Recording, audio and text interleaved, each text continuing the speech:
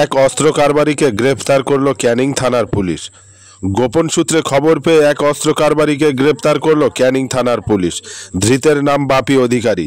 শুক্রবার রাতে Canning rail station এলাকা থেকে তাকে গ্রেফতার করে পুলিশ। পুলিশের দাবি, সুন্দরবন কোস্টাল থানা এলাকায় ডাকাতির ছক ছিল কয়েকজন ডাকাতের। সেই ডাকাতদের আগ্নেয়াস্ত্র সাপ্লাই দেওয়ার কথা ছিল বাপির।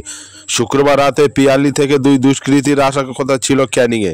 তাদেরকে অস্ত্র যোগান দেওয়ার কথা ছিল বাপির, কিন্তু গোপন সূত্রে খবর পেয়ে পুলিশ তার আগেই ধরে ফেলে অভিযুক্তকে। ধৃতকে শনিবার আলিপুর আদালতে তোলা হয়েছে।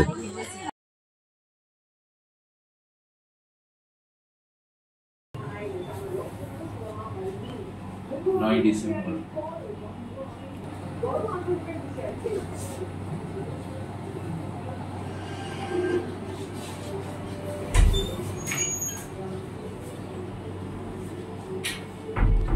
ঠিক আছে।